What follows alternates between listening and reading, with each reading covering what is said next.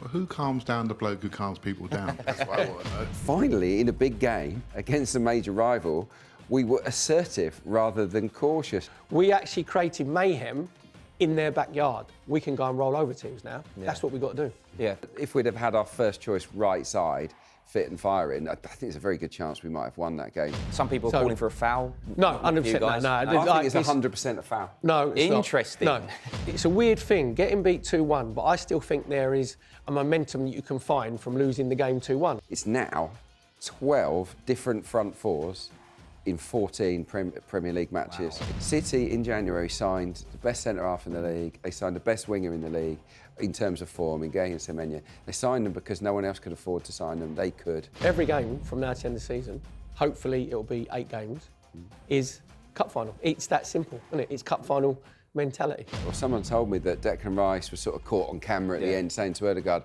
it's not done. Yeah. It's not done, yeah. Declan Rice is bang on. So I want to be able to scratch that bottle up and shove it where the sun don't shine. So you have to go with your eyes. And what my eyes saw yesterday was a team that had belief.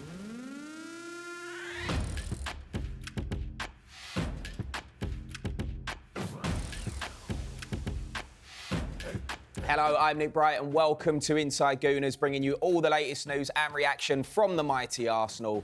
It really wasn't the circumstances we wanted to do today's show, but rain or shine, Gooners is here for you. Let's welcome today's team then, 2 former Arsenal stars in the form of Adrian, Clarke and Perry Groves. And I'm delighted to say this show is sponsored by BetMGM. Download the app or visit betmgm.co.uk, 18+, gambleaware.org. Please gamble responsibly.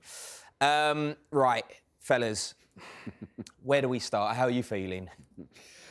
I'm feeling like it's not done. I'm feeling like there's plenty more life in the season yet. And that, weirdly, even though the result was not what any of us wanted, I feel slightly more positive about our prospects of winning the league now than I did ahead of that game. And I know that doesn't make sense, but there were definitely good bits that we can sort of hang on a little bit moving forward. So yeah, I'm feeling okay. All right, Perry, quickly. I'm feeling a lot more positive than what I was on my 5.5-hour drive home yesterday from the Etihad. I was surrounded by Man City fans singing City tearing the Cockneys apart again, second again, ole, ole, ole, and Champions Europe, you'll never sing that. You know what I mean? So they were a little bit chirpy on that little walk home, trust me. So I think, not that we need any more motivation, but that certainly motivated me, trust me. That was a long walk. All right, well, let's see if we can get a little bit more motivation, and to help us dissect what went down at the Etihad and hopefully calm everything down, it's broadcaster Clive Palmer. Clive, how are you feeling, mate? Well, who calms down the bloke who calms people down? That's what I want to know. No, it's a tough one, right? But I just heard Adrian say something there. In a strange way, these games are quite clarifying because you see what you've got and you maybe see a little bit what you haven't got. But actually walking into this game, maybe I'd underplay how important performance is. We've had some really good results with poor performance, but we didn't have a good result, but the performance was really encouraging. Looking forward now, I can make plans in my mind about how we're going to play, what we're going to do. Whereas before this game, I felt we lost ourselves a little bit on the pitch. And what we definitely refound ourselves, you know, everything about who we are was rediscovered. And so from that basis, your next step is really, really simple. Just get one win. That's what it's all about. Get one win, and then we can plan after that. And that's what the focus this week should be. Mm. Would you put that down to, Clarke? Because there's been a lot of talk around the performances in the lead up to this Manchester City game. They've not been good enough, if we're being honest. Yet we play Manchester City and the team are finally up for it. We didn't get the result, but the performance was... Yeah, I put it down to a couple of things. I think selection is a big factor here, isn't it? Particularly with the striker, with Kai Havertz. You know, he gave us a platform to build from, and that's something we've lacked a little bit with Victor Gyökeres up front. You know, he hasn't started very many games at all, has he, Kai Havertz, in that position. So that made a difference. I think having Eze and Ødegaard in the same starting 11, I think for only the 4th time in the Premier League this season, gave us a little bit more quality on the ball, a bit more calmness, better decision-making, and a little bit more unpredictability as well, because you know what Eze is going to do. He's going to drop a shoulder, make something happen. Ødegaard, I thought, played pretty well. And then the last bit that was really positive for me was the pressing. We went there and we wanted to unsettle them. We got in their faces, and finally, in a big game against a major rival, we were assertive rather than cautious, and I think that lifted everybody. So yeah, there are just a few of the positives. Perry, do you think what happened last week at Bournemouth informed how we played this week against Manchester City, or do you think we would have seen a performance like this regardless of what happened last week? No, I think you have to learn from your mistakes. And the Bournemouth game was really nervy and really anxious. And we were just a little bit passive. Well, a lot passive, because even when we were 2-1 down, normally you pepper the goal in the last 20, 25, and we didn't. So I think that after managing the Sport Lisbon game, I think Arteta sat down with his coaching staff and thought, right, we're going into the form team in the country at the moment. Obviously, they've got loads of experience from the manager to the players on the pitch of how to win Premier League titles. And I think they think, right, we're going to go and we're going to impose ourselves. That's what we did earlier on during the season. We're a physical side, and we imposed ourselves. And right from the get-go, there was an interesting little tactical tweak that he had, even though we were pressing and it was risk to reward, because they can play through you. But when Cherki was dropping deep, Gabriel was following him all the way. There was a couple of times where he was on the edge of their 18-yard box and we left 3v3. So I just think that, say, Arteta said to his players, we've got to go and prove that we can play on the big stages in the big games. I think it did us a bit of a favour. There was pressure, but there wasn't much expectancy, being away from home. You're going to the Etihad, which isn't the most sort of feverish of stadium, but it was a brilliant atmosphere yesterday, don't get me wrong. I think this is what we've got to do for every game now for the rest of the season, is that we've got to impose ourselves. Arteta's got to be brave in his team selections. Obviously, Ødegaard coming in gave us a little bit more control. Beginning of the second half, we looked a little bit leggy for that 20, 25 minutes where you're thinking City were dominant and they scored, obviously, and that's what City do well. They actually score when they're on top. But then our reaction was brilliant. Reaction like the substitutions, obviously Trossard coming on. A lot of people thought maybe Max Dowman, but Trossard had the cross for Havertz where he should score with a header. And the whole game changed on the minute and a half to 2 minutes where Havertz goes through, brilliant pass from Ødegaard, he should score, brilliant save with Donnarumma, and then the follow-up save from Martinelli, and then with Eze hitting the inside of the post. If that goes in at 1-1 and we go 2-1 up, it's a different game, and the Etihad then quiets completely down. But I come to say I had that 20-minute walk, which was like the worst walk of my life. But I had the think tank car journey home where you actually have time to reflect. And the longer the journey got, the more my mood changed, the more the positive I got. And I thought, actually, we've actually made a statement. If you was not that we're neutral, if you was a neutral, that would have been a brilliant game to watch because we actually created mayhem in their backyard. That's what we've got to do at the Emirates, and we know we talk about Newcastle later on. And the players should be sitting there disappointed they got beat, but proud of their performance, and then thinking, actually, we can go and roll over teams now. Yeah. That's what we've got to do. Yeah.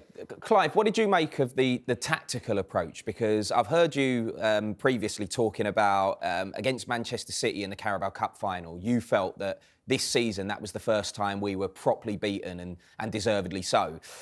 We changed things a little bit yesterday. So what did you make of the difference between, say, the Carabao Cup final and yesterday's approach? In the Carabao Cup final, we didn't have enough players that could flexibly cope with the tactical change that City put on us on the day. We didn't cope with it very well. Or maybe we chose another way to bait them on. It didn't work, right? We just ended up playing in the wrong areas. And they get a 1-2 punch, 2 quick goals, and now we're scrambling. I think in this game, we put our game plan on them and we're much more assertive. And particularly once they scored, actually. If you watch the clips again, I'm sure you have already, Adrian and Perry, that basically when we scored, we went into the corner. When they scored, we went into the corner. We immediately rushed everybody forward. So we didn't sit back and think, oh, we can see the goal, let's sulk. We went straight for them and got a goal back straight away. And so it tells you that the game plan was working. If other teams are watching, press on to City, please, because that's the way to get at them. And I think we found our on-the-ball confidence. You always have regrets, and I think back to we didn't quite have the right offensive fullbacks on the pitch, to really create them problems. I think it was a game of fullbacks, and our fullbacks were fine. They were fine defensively. But when you're playing these top-level games, you have to create the position of problem. And you just imagine Timber and Calafiori on the ball, breaking through, punching through, disrupting Rodri, disrupting Bernardo, and giving them something else to think about. In the very best games, you need your very best options, and I thought we played really well to our maximum. I think we had 4 or 5 big chances. But I'm sure we're going to talk about those. But the most important thing is to go on that pitch and feel like you belong. And I walked away more encouraged, way more encouraged than I walked out the ground at Bournemouth. It's a really good point, Clarke, that Clive brings up there about the fullbacks because, you know, Mosquera was fine, but I feel like it was a mismatch on that side. Nkapie did a good job, but going forward in the opposite direction, we missed the other two so badly. Big time. Yeah, look, look, down the right-hand side, can you imagine if we'd have produced that performance with Timber and Saka in the team? Because the right-hand side, let's be honest, was our weak link throughout the game. Mosquera looked a bit like a centre-back playing at full-back. I wouldn't want to mark Doku. You know, he can tie anybody in. You know what, knots. I actually thought Mosquera did well not to get sent off. You He did, got booked after half hour, and then you're looking at thinking you got to be careful here. And if you look at their two, I thought Nkapie was brilliant against Semenyo. That was probably the worst game that Semenyo had. So going forward, I get it, but I actually thought you got to remember City are unbelievable in the wide areas. Cherki in the 10 position, and apart from Cherki's unbelievable individual goal, he didn't really cause us that many problems in the 10 position. No, I just think Calafiori would have added. Look, Nkapie had a good game, and he's a good tiger, isn't he? And I love his attitude. But I think what Clive means is going forward, Calafiori might have been able to produce something, and Nkapie didn't look like producing anything. Same with Mosquera going forward. He didn't really get too far up the pitch, did he? So. Look, that made a difference. I just felt that if we'd have had our first choice right side fit and firing, I think there's a very good chance we might have won that game. So it is what it is. We just have to move on. You can see the difference, though, that a swashbuckling fullback can make in Nico O'Reilly for Manchester City. He made the second goal, didn't he? Martinelli didn't track him. He ran through the midfield and on that. He didn't. He made the wrong decision to go and to close down Guehi, right? But all game long, our right winger pressed Guehi. All game long. That was the plan. The player who was responsible for O'Reilly all game long was Zubimendi. Okay, so you watch it back, Zubimendi was always there. Okay, shifting across to mark O'Reilly. City took Donnarumma got it very early and threw it early. And Zubimendi was stranded on the other side of the pitch. That was why he was free. Martinelli was only doing what he'd been doing or been asked to do. So, but in that moment, he should have probably been a bit more aware and dropped off, but I wouldn't hang it too much on him. But yeah, clearly O'Reilly did brilliantly. And the other frustration there is that O'Reilly, once he gets forward, Zubimendi charges back, he gets goal side, he's in a perfect position, and then when Doku cuts inside Mosquera, Zubimendi's attracted to the ball, and he leaves him behind him. And I mean, it's happening too often with Zubimendi, and that's 3 times now in recent weeks. He hasn't tracked a runner properly for a goal. So he's got to improve that side of his game.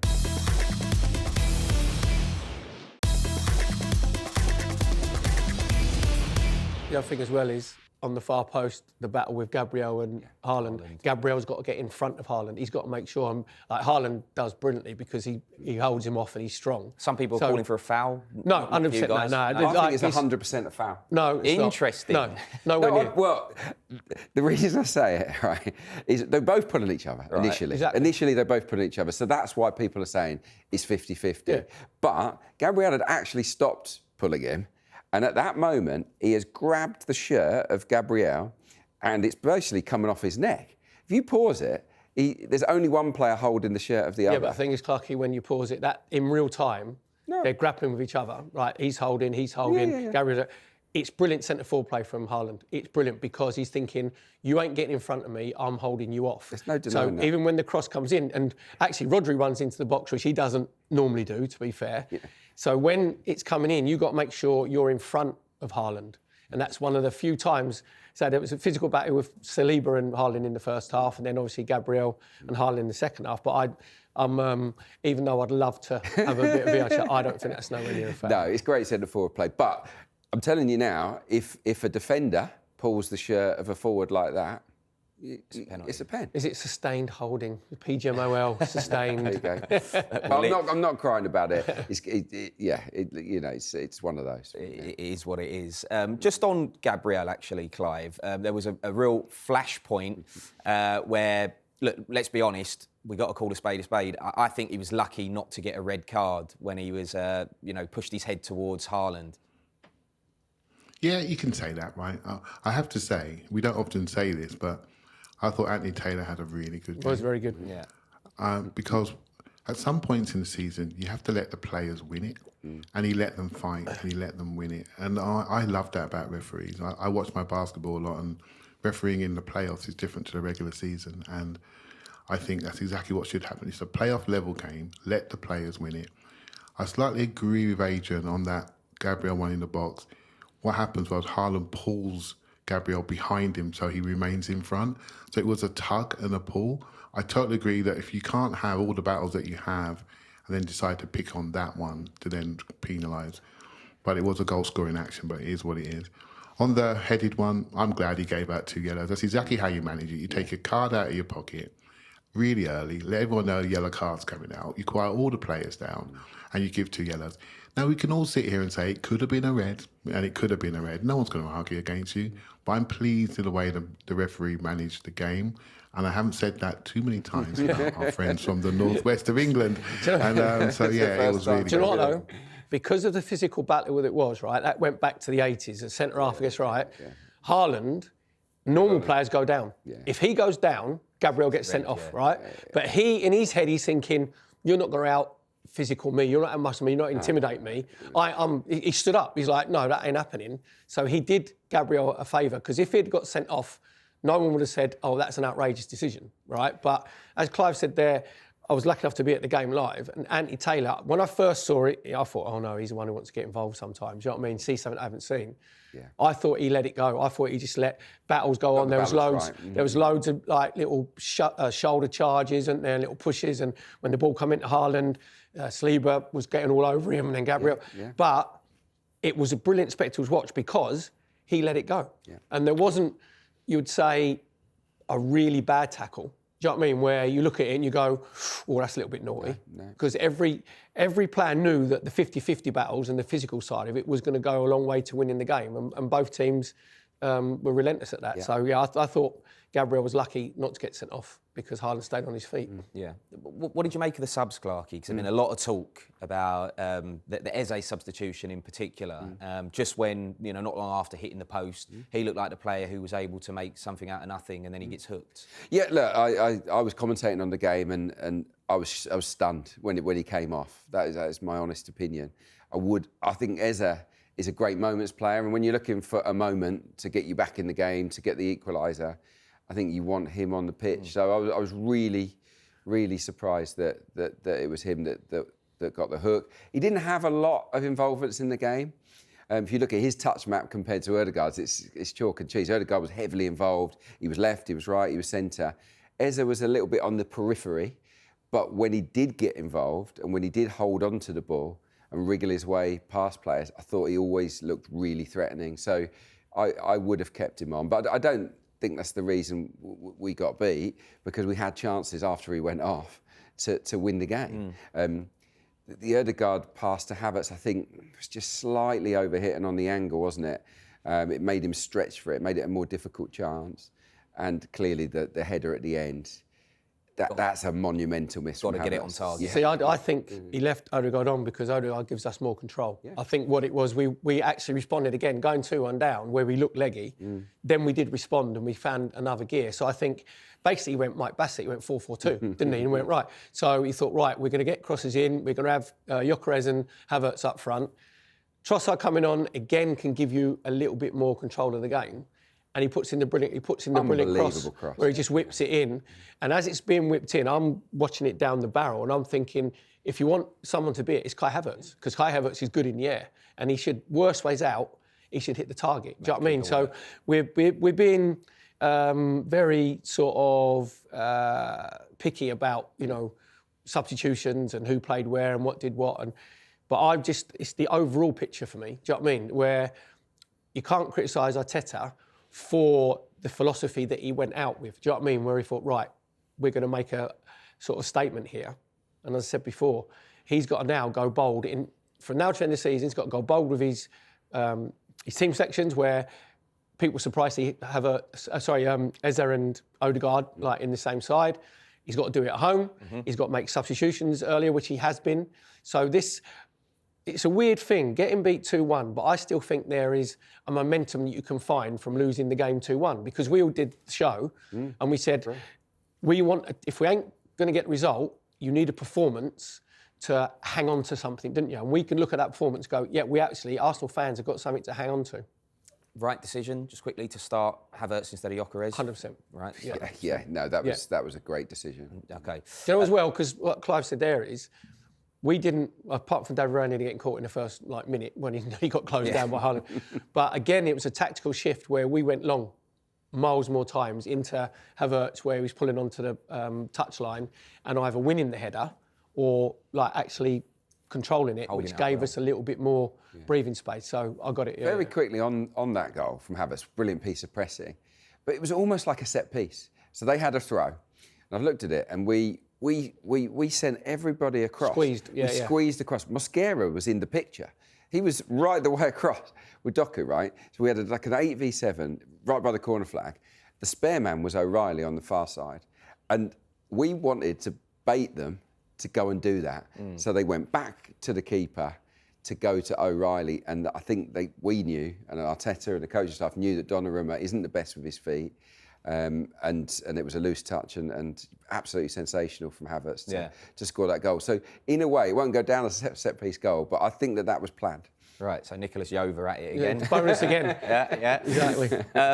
Clive, how concerned are you at this point that we're in a position now where it could go down to goal difference, and it seems that our strikers and our front line in general, they're not really able to put together, a run of goals. It feels like we get a lot of chances in games, but we can't finish them. We saw it yesterday. Kai Havertz should have scored. Martinelli had a chance. Kai Havertz could have scored twice, in fact, after he'd already scored. So are you worried that we're not scoring enough goals?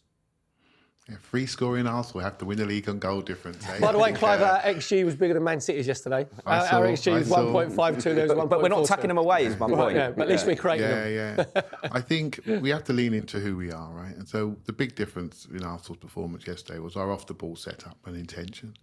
And that's who we are. And if we are aggressive off the ball, we'll create more chances on the ball. And that's just the way we play. I need to get back to it. And I didn't realise how much we'd lost that, and I think that's been a collective nervousness and maybe stuck in our shape a little bit too much, waiting for things to happen. I am worried because most of us would have picked Kai Havertz to start this game, because I believe there are levels. There are games and there are games. And in the big games, I like the midfielder Arsenal approach, where we almost play like a 4-6, but everybody's quite good on the ball, and we rotate and we move, and Kai's like our focal point, but also plays like a 10 in the same game. And we can always find him, and that's very good for our on-ball confidence. But also within that construct of Kai playing, Odegaard playing, it reminds me of an Arsenal just not quite ruthless enough in the box. And I kept thinking of the Man United Cup game, when they beat us in extra time and penalty. I think I kept going back to that in my mind, saying we played well, but we couldn't execute. And here we are a year or so later, we played well, but we couldn't execute. And this is the things that people are going to have in their minds. Are we truly learning, and are we truly moving on from potentially an older regime? And when Eze went off, I thought, but no, he is somebody that might do something that some of the players that have been here a little while have not proven to us they can do under pressure. And that really took a little bit away from me, confidence-wise. At some point, you have to say, I've invested in this guy and I want him to be here in the crunch moment. Now, we still created chances thereafter. We did, you can't deny it. But there's a moment here in our squad rebuilding. There's a moment here on who we give responsibility to. And we have to ask ourselves hard questions. And don't be afraid to do that, because the evidence is mounting up, And so here we are. We found ourselves again. And let's go at the weekend. We found ourselves. And that's the most important thing. And I didn't realise how important it was.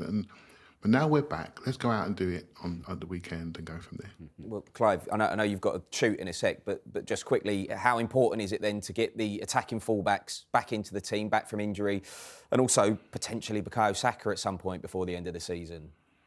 Yeah, the fullback, we all know Timber's top man, isn't he? And he doesn't care who's playing up against him. You've got a problem against him as well as him stopping you. So we missed that. I thought Mosquera did fine on the day, the great effort. And same for Hincapié, who I think dominated his side. But obviously we want a little bit more, don't we, against the best teams. So hopefully getting the fullbacks back for the Champions League would be really, really good, and maybe the weekend. Because I watched Atletico Madrid play in their cup final, and we can definitely get at them, you know. And maybe this blueprint of game is exactly what we need for Europe. You know, exactly high energy, high pressing, balls in areas that we really want to be. Make sure we dominate off the ball. We look like a European team. I know I'm not giving up on the Premier League, but that game really translates to the Champions League. It really does, you know. And so yeah, I'm hopeful for the weekend. Hey, look, we all miss Bukayo Saka, right? Every home game I go to and watch, and I know Perry and Adrian are there as well. The first action, the first good thing, always comes from that right-hand side in every game. And we miss that reference point in our team. But he's not there, and he's not there in April. It's a real shame. Yeah. All right, Clive, top man, thank you very much, as always, mate, Clive. for joining us. And hopefully we'll see you in in studio soon. Sending big cuddles. Yeah. God, we all need a big cuddle, don't we?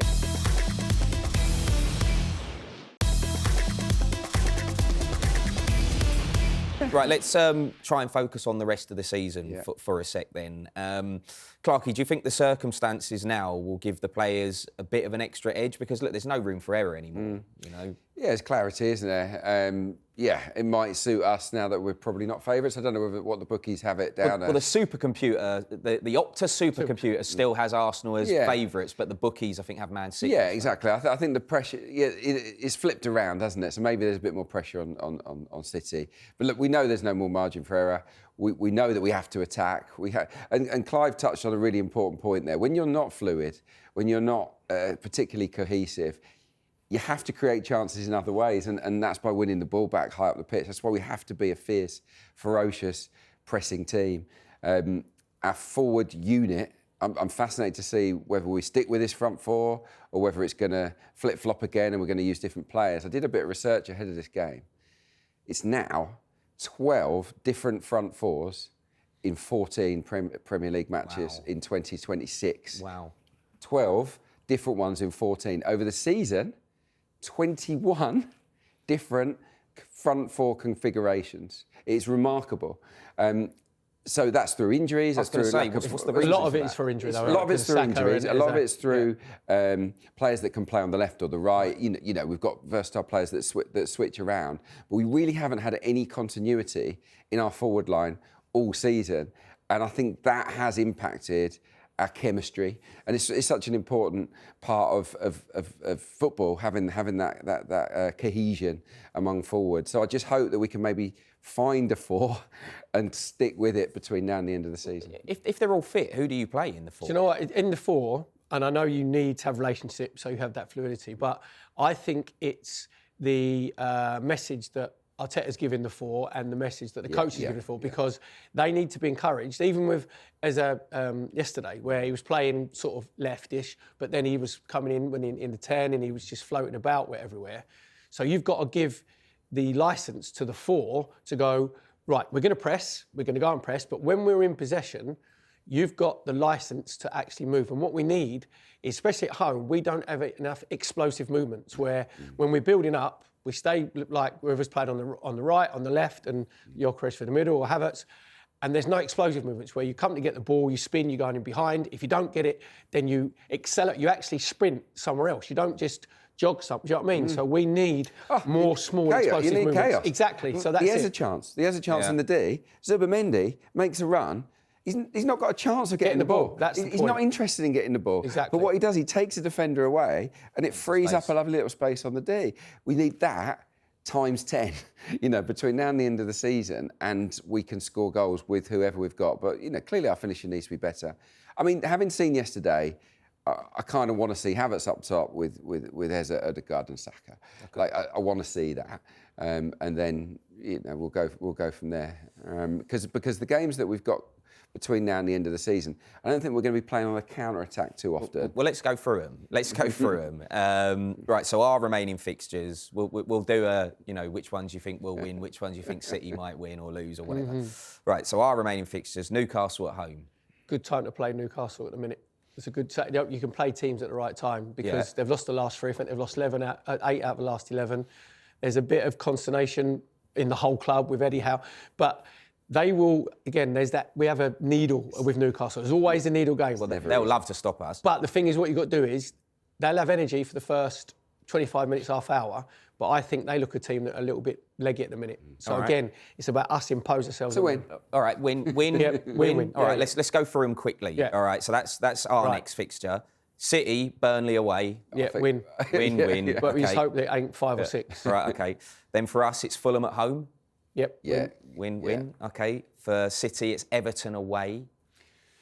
Random, you know what? Everton are better away than are at home. I think they win. I think City win there. they win. Yeah. Okay. But that is a banana skin potentially. You never know because obviously they're trying to push on for European places as Yeah. well, aren't they, Everton? So then we've got West Ham away. Win. Okay. Clarke didn't even bother answering. Silly question. City have got Brentford at home. That could be, but again, Brentford going for European places, but City, I think there's just one home game all season. That was the first one against that mob up the road, wasn't it? Yeah, it was. Yeah. So I don't think, and they've scored 2 goals in the last 15 at home. So you expect them to. Brentford have got the style to ruffle feathers. Yeah, at they City. can disrupt, can't they? But I still would expect City to win. Still a City win for you, Yeah. Clarke? Yeah. Okay, so far it's We're all winning. Yeah, we're all Neck winning. and neck. I think the next round of fixtures might. You knew that prove yourself. See a little different smile answer. on his face. Is that well, you knew? mate, hopefully not for us because Yeah. the next one for us is Burnley at home. Yeah. So Yes, that should yeah. But the thing is, randomly, the Burnley, they could have a massive impact on who wins the title this year because obviously City play them on Wednesday, we play them home. And what you want to do, it could come down to goal difference or goal scored. So when you're playing Burnley, if you're hopefully not sticky and you're about 2 or 3 up, you've got to keep going and hope you beat Burnley 5 or 6 because that could have a massive impact. They aren't down when they play City, but when they play us, they'll be down. Yeah, that's true. Then City have got Bournemouth away. They're getting spanked. Yeah, Bournemouth. exactly. Yeah. Bournemouth will be all over them. So do you think that's the Like a one? bad rash. Do you guys both think that Bournemouth away is the one we City. need to look It's at? the game that gives 100%. me optimism. Yeah. And again, at the moment, Bournemouth are in great form. So again, you can play teams at the wrong time. And there's a team that you saw against Newcastle that are playing for that. Even though the manager's leaving, they are playing for the manager. And they, when you don't enjoy press situations, the Bournemouth players are enjoying playing because of the way that they play. So that could be a little draw. Okay, a draw. Yeah. I mean, it'll be enough. Then we've got Palace away last game. Yeah, of the we'll get season. beat there. So the thing is, hopefully they'll be all partying, wouldn't they? Yeah. So And obviously City have still got to play Palace at home and then Villa at home. the Villa one, if Villa could have already guaranteed Yeah, they will have their Champions League places, I was hoping that they'd need to win that, to get in the 5th place. So the Villa one, you expect City to You win. can never expect City to drop points at home. No. But away from home, their recent record isn't that trustworthy. So we live in hope. Okay, so looking at that then, doing the sums, my maths isn't great, 2 but points. you have us winning it. By 2 points. I actually think there's going to be, that's just us. Yeah. Football logic doesn't work like that in football. Honestly, I think we could be back to 89. I think it could be back to, we won it on goal scored. It could be goal scored or goal different. So it just means that when we're on top of every game, you have to keep, do you know what I mean? You can't just go, we're comfortably winning 2 or 3-0. If you are 2 or 3-0 up, you've got to keep going because that could be the massive difference. Well, we know Mikel Arteta likes doing kind of quite out of the box kind of training techniques. Maybe he could get someone from 89 in the dressing room if that's the case. Yeah. Would you go? I've got a number for somebody if you need anybody to just pop along. Actually, I could do a bit of long throw coaching as well if you want. It's not a problem. I think we need that because every time we get a long throw, they seem to give it to Declan Rice, but then it never really goes long, does it? Ever.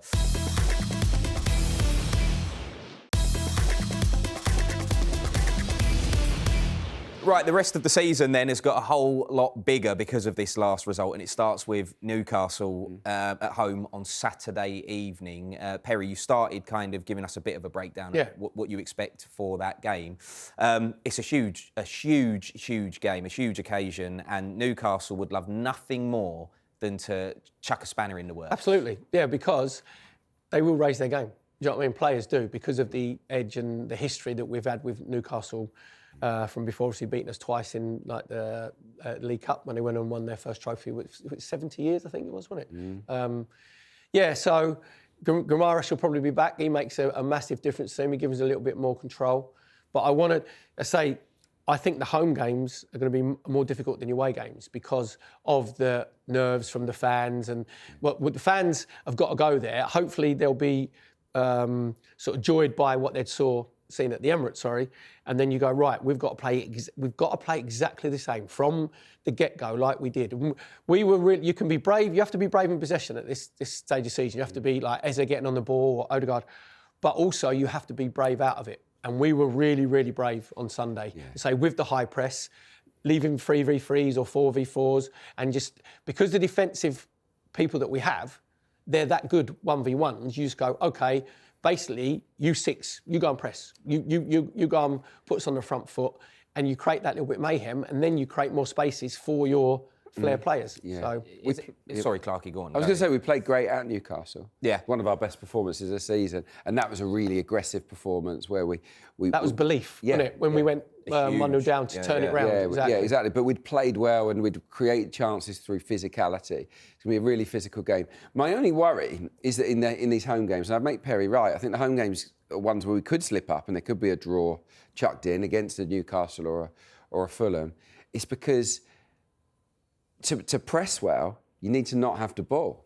And I think that in those games, we'll have the majority of the ball. So in those moments where we don't have it, we've really got to go after them and be aggressive. Fulham, in fairness, do like to pop the ball around. So maybe in that game we can overpower them. But I just think that pressing hard with fire in your belly just gets the whole ground up. It gets the energy going among a team. That has to be the staple for every single match we've got remaining this season. You know what? You can get confidence from running off the ball, can't you? Because if it's not going quite like Clarke was a winger, I was a winger, and under George Graham, if you didn't work, you were off. So he would go with you, even if maybe your delivery wasn't great, or your final pass wasn't great, or you was taking the fullback on.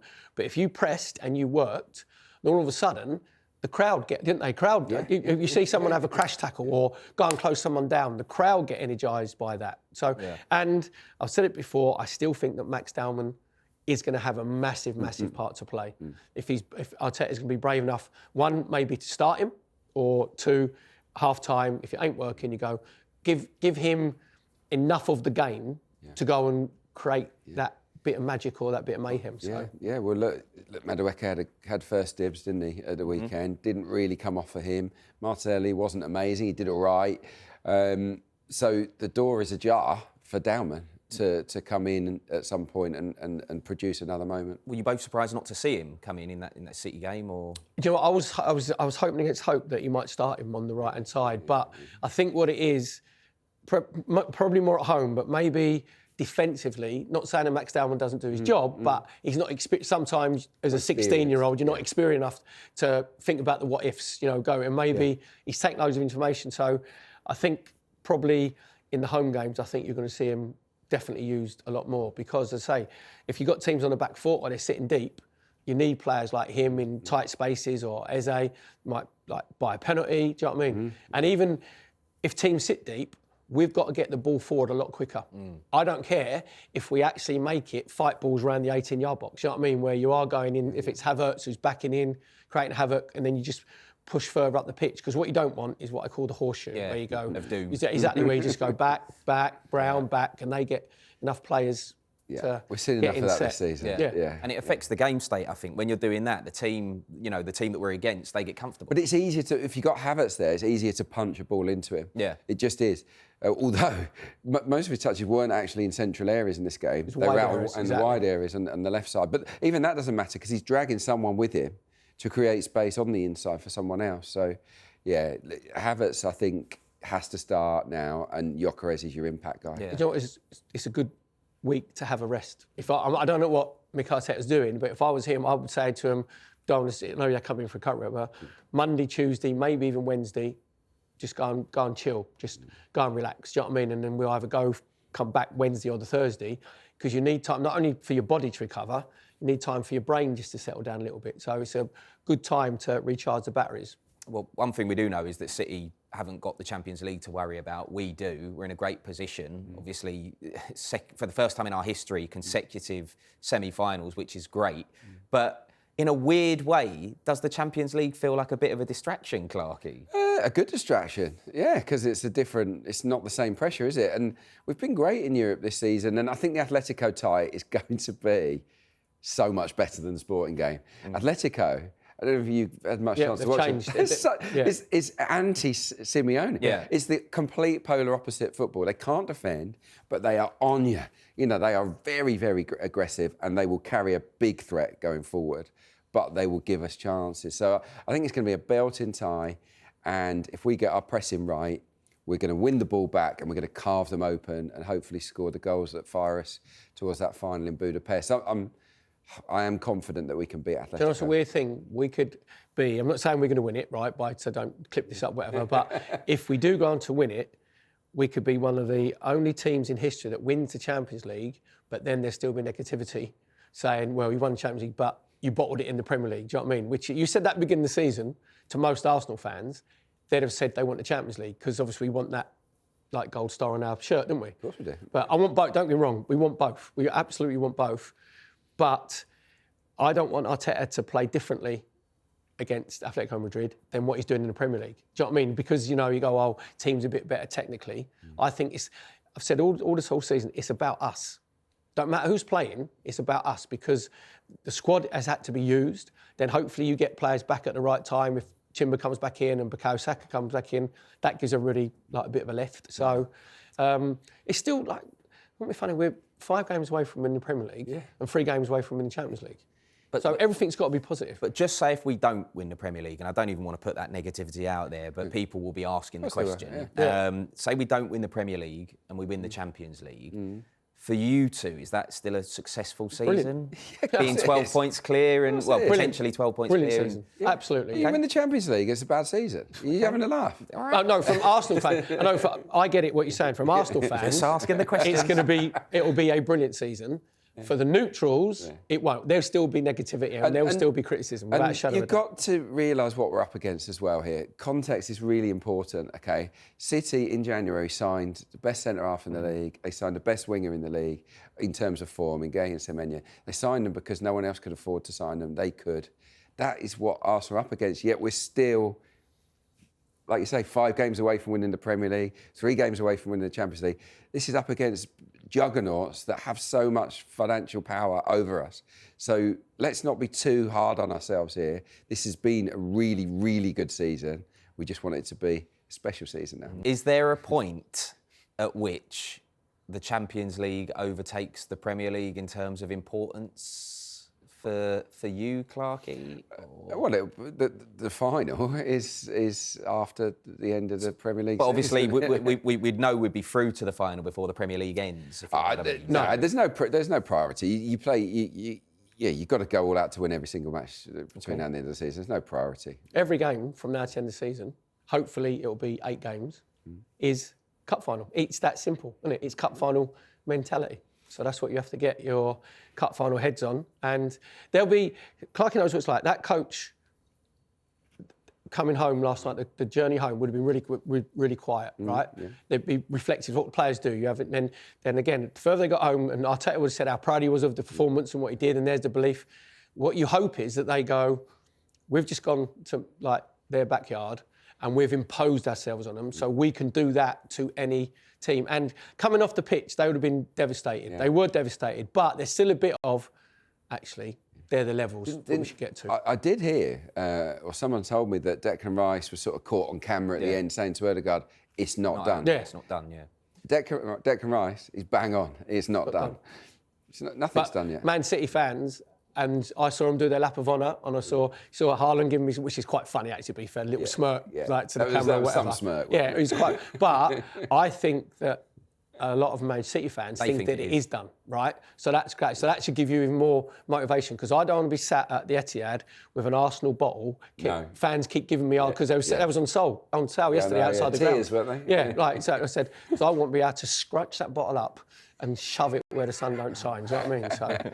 So, I mean, look, if the players needed any more motivation, you know, the Manchester City supporters and you know, even that guy with the bottle. Well, but him, but also even the players. You know, when we've won crunch games this season, we celebrated. We got slaughtered. Exactly. Yes. I'm not really seeing the same amount of vim and vigour for Manchester City for celebrating as hard as they did yesterday. Yeah, no, there's a different feeling towards Manchester City. Everyone expects Manchester City to win it. It makes everyone else feel better about themselves if City win it. It's people don't want us to win it because it reflects on them. It reflects on Chelsea. It reflects on United, on Liverpool. And it's establishment. And we're seen as an establishment club. Exactly, yeah. It's just not that strength of feeling against City. But you're right to bring it up. That was pretty big celebrations. But that said, if we'd just beaten City 2-1 at home, you know, at Emirates Stadium, I'm pretty sure there'd have been a nice lap of honour at the end of the game. So we just got to take our medicine, take it on the chin, and just fight as hard as we can. Because I think we showed that we can go toe to toe with an in-form Manchester City. We can live with them. For me, that was a toss of a coin game. Yeah. We could easily have won that game. You could play that game the exact same way 10 times. I think we win it 5. I really do. So we don't need to beat ourselves up. We just have to make sure that we get on the right side of the rest of these games. Now it's time for our Bet Builder with BetMGM. Remember, you can download the app or head to betmgm.co.uk. Right, the Bet Builder came in last week. Whee! Come on, for the Man City game. It was both teams to score over 4.5 Arsenal corners and the woodwork to be hit by either team. So there you go. Right, so our Bet Builder then for the Newcastle game. Clarke, what do you want? I'm going to go bold. We've talked it up, haven't we, about the need to improve the goals scored, improve the goal difference. I think we'll sort of be under the lights at Emirates Stadium. It might not be that dark, but it'll be a great atmosphere, I think, against Newcastle. And I think we're going to go all guns blazing and hopefully score over 2.5 goals. It won't be easy, but Newcastle, they're not defending as well as they were earlier on this season. And away from home, they're a bit flaky. So Arsenal basically to score at least 3 goals. I know that's bold, but it will improve the odds. Yeah, we need it as well with the goal difference and that. Perry? It's a must-win game. And we are at the desperation. And I think desperation could be good. Desperation could be positive. Do you know what I mean? We're desperate to win the game. The fans would be desperate to win the game. I think there'd be a real raucous atmosphere, 57,000 Gooners, you know, being up for it. So I'm just going to go for us to batter Newcastle and win the game. I like the sound of that. Well, mine's a little bit more because I think we're going to be peppering the Newcastle goal. You know, I think as you guys have alluded to, we need to go for it. So I'm going to go for over 7.5 Arsenal corners. So there you go. And hopefully we'll score a couple of goals from those corners. Piece FC, loving your work. Although it's dried up a little bit, we must say. Yeah. So just to reiterate, it's Arsenal to win, over 2.5 Arsenal goals and over 7.5 Arsenal corners. And just a quick word from you both for this Newcastle game. You know, unfortunately it didn't go to plan against Manchester City, but, you know, we can put that right with a win against a team who haven't had the greatest season, but still a good side. Yeah, they're a good side. You know, they've got danger men, haven't they? They can hurt you, but I just feel that it feels like almost an end of the Eddie Howe era. They can't really do anything this season. I don't think they're going to qualify for Europe. So hopefully they won't have the stomach for what we're going to bring them this weekend. So, yeah, I want a ferocious Arsenal performance, one full of goals, positive intent. And I think on the back of what we saw at the Etihad, that's definitely possible. Yeah, Erling Haaland meme up on the dressing room wall. There'll be Needle. And I think we need Needle. There was Needle in the game yesterday. Do you know what I mean? It was physical. There'll be Needle in the game. We've got to control our emotions as well. Do you know what I mean? I said, but Mosquera did really well not to get sent off. The last thing we want to do is if we're, you know, it's a little bit clunky and then it's a little bit anxious and someone makes a rash tackle or whatever. So we've got to control the emotions. But yeah, I'm actually, the more it goes on, I'm getting more and more confident. It's great. God knows what I feel like on Friday. So, yeah, but I just, yeah, you've got to go, sometimes you go with your gut, sometimes you go with what's in your blood, but you have to go with your eyes. And what my eyes saw yesterday was a team that had belief. I didn't see that against Bournemouth. I saw a team that was doubting themselves a little Yeah. bit. There was no doubting Thomas's yesterday, so that's why we've got to carry on.